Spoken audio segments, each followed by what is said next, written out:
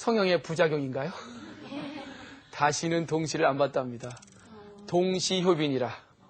동시가 서시의 찡그린 얼굴 모습을 보고 따라하다가 결국 그나마 갖고 있던 아름다움마저 잊어버렸다. 이게 동시효빈의 고사성어가 나온 배경이에요. 그러니까 장자를 읽다 보면 막, 야, 그래, 뭐, 나도 괜찮네, 내 인생도.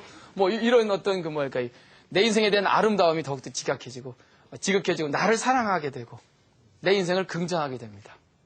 아름다움의 다양성을 인정하는 순간, 결국은 서시처럼 따라하려고 안 하는 거죠. 그래서 뭐 이런 산 같은데 이렇게 올라가 보면, 서울 시내 이렇게 산 내려다 보잖아요. 뭐 북한산이 내려보면 참 부질없어요. 기억 안 나세요? 그런 경험 없으세요?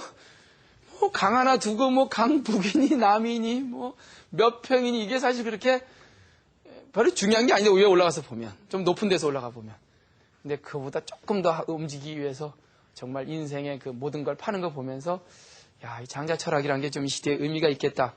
이런 것들이 이제 굉장히 중요해요. 그래서 요즘 책 제목 중에 그런 제목이 있어요. 학의 다리가 길다고 자르지 마라. 장자에 나온 얘기입니다. 이게 뭔 뜻인지 느낌이 와요? 학의 다리가 길어요. 우리가 볼 때 저 위태 저거 에? 왜 이렇게 기냔 말이에요. 저 부러지면 어떡하지? 자꾸 다리를 분들었어요. 그건요. 학은 그 긴 다리가 자기의 도예요. 자기의 걸어가는 방식이란 말이죠. 근데 우리 눈으로 그것을 길다고 자르면 인위적인 게 들어가는 거예요. 인위적인 게 들어가는 순간 본성을 잃고 학은 죽는 거죠. 오리 다리가 짧다고 늘리지 말래요. 왜? 오리는 짧아야 살아요. 나름대로 각자 다리 길이가 있는데 왜 하나만 기준만 갖고 다 거기에 맞추려고 하는가? 이것이 장자가 얘기하는 미학입니다. 그러니까 요즘 서양 미학이나 이런 것들이 장자의 영향을 많이 받은 게 옛날 아름다운 게 뭐였어요? 사람하고 똑같이 그린 그림이 아름다웠죠. 근데 요즘 현대 미학은요. 에? 각자 자기의 아름다움이 있는 거예요. 에? 그래서 그 아름다움에 대해서 다양성들이 만들어집니다. 이게 현대 미학이 굉장히 중요한 미학적 요소예요. 그래서 그러니까 그 자신 있는 사람들은 정말 당당한 것 같아요. 어떤 여성분들 보면 꼭 배 감추려고 까만 옷 입으시는 분들이 있어.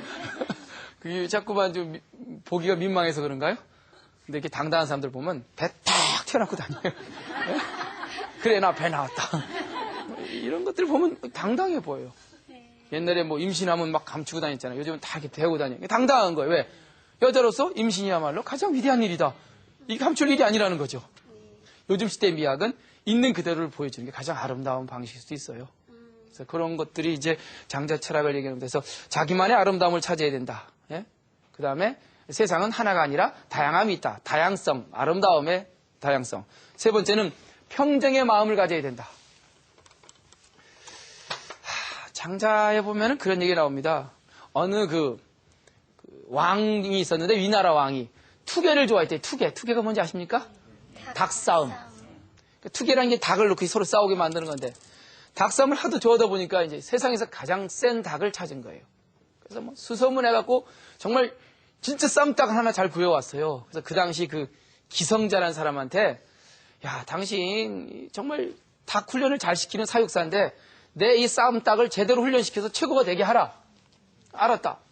그래서 열흘 뒤에 갔습니다. 열흘 뒤에. 그러니까 아직은 좀 멀었대요. 아니 이왕이 최고인데 왜 아직 멀었냐 그러니까 이 사람이 하는 얘기가 이놈이 최고는 최고인데 문제는 아직도 자기가 최고라는 생각을 못 버리고 있대요. 저 어깨 힘들어간 거 보래요. 어깨 힘들어가갖고는 최고가 아니라는 거예요. 어깨에 힘을 빼야 진정한 최고가 된다는 거예요. 그 훈련이 필요하대요. 그래서 열흘 뒤에 갔으니까 아직 멀었대요. 그럼 뭐가 문제니까? 어깨는 다 빠졌는데 문제는 눈빛이 너무 공격적이래. 저 보래요. 막 만나면 싸우려고 달려드는 저 조급함. 저걸 버려야 진짜 최고래. 최고는 눈빛이 저렇게 강하지 않답니다. 알았다. 또 열흘 뒤에 갔으니까 아직 멀었대. 뭐가 멀었냐니까. 눈빛은 풀렸는데 누가 뭐라 그러면 쉽게 싸우려고 달려든대요. 너무 민감하게 반응한대요. 그냥 지나칠 수 있는 걸. 그 열흘 뒤에 갔더니만 이제 됐대요. 보래요. 눈도 풀리고 어깨도 풀리고 누가 아무리 싸우려고 달려도 쳐다보지도 않는데요. 그야말로 나무 목자의 닭개자. 뭐예요? 나무로 깎아 만든 닭처럼 완전히 자기의 감정을 컨트롤할 줄 아는 닭이 됐대요. 이런 목계를 닮은 그 덕이야말로 가장 위대한 쌈닭이다. 이걸 목계지덕이라고 부릅니다. 정말 강한 자는 눈빛이 그렇게 강하지 않아요. 정말 빛이 있는 사람은 그렇게 눈이 비지 않습니다. 정말 힘센 사람은 아무데나 소리 그렇게 안 질러요. 비겁한 사람이 소리 질러요. 힘 없는 사람이 어깨에 힘준데도요. 이 역설의 미학이에요. 우리가 노자를 공부했지만 노장 철학이 왜 연결되냐면 노자는 하지 않음을 통해서 어쩌면 거꾸로 간 것이 답일 수 있다라고 하는 그 반자 도지동의 철학을 이어서 장자는 10만 글자를 동원해서 그걸 설명해낸 거예요. 맞다. 어쩌면 위대한 승자는 승자처럼 보이지 않는 것이 위대한 승자다. 인생 살면서 성공한 듯처럼 보이는 사람들이 많아요. 많이 알려져 있고 돈도 많고 지위도 올라갔고 근데 좀 더 가까이 가보면 그렇게 크게 성공한 것 같지는 않아요. 남들이 필요한 건 없을지 모르지만 마음에 있어서는 너무나 실패로 가득 차 있을 수 있습니다. 어쩌면 이름 없는 시골에서 그냥 무난히 자식들 잘 키우고 열심히 농사 짓고 한 사람이 더 위대한 성공일 수도 있다는 겁니다. 위대한 쌈닭은 마치 나무처럼 자기 감정을 완벽하게 통제할 수 있답니다. 이게 목계지덕이에요. 그래서 당자 철학 아까 기억나세요? 결국은 세상의 답은 여러 가지다. 다양성. 돈은 개미 허리에든 저 쌀겨에든 저 웃음아발 똥 속에도 있다. 세상은 한 가지만의 답이 아니다. 다양성, 양행의 도가 있다. 세 번째 위대한 승리는 결국은 자유의지를 갖고 내가 갖고 있는 모든 감정을 깨버린 상태가 진정한 위대한 승리자의 모습이다. 이게 이제 일정 장자가 얘기하는 굉장히 중요한 평정의 마음입니다. 그러면서 이 장자는 이런 사람을 뭐라고 부르냐면 자 이제 정리할게요. 그러니까 정말 다양성을 인정하고 상대방의 가치를 인정해 줄 줄 알고 그리고 서로 다른 모습 그리고 진정한 나를 부순 자의 모습을 장자는 뭐라 하냐면 진인이라고 불러요. 진인. 참 진짜의 사람인자. 뭐라고요? 진인. 네, 진인이라는 용어가 있습니다. 그러니까 맹자에는 대장부가 있고 노노에는 군자가 있고 노자 도덕객인 성인이라는 말이 있듯이 장자에는 진인이라는 말이 참 많아요. 진인. 참 사람이 돼야 된대요. 참 사람. 참 사람이 뭐냐? 참나요. 옛날에 함석헌 선생님이 많이 썼어요. 참나를 찾아야 된다. 참 사람이란 말. 그 진인이란 사람은 나를 부신 자입니다. 없을 무자에 몸기자. 나를 완전히 없앤 상태가 돼야 진인이 된대요. 부셔야 될 내가 너무 많답니다.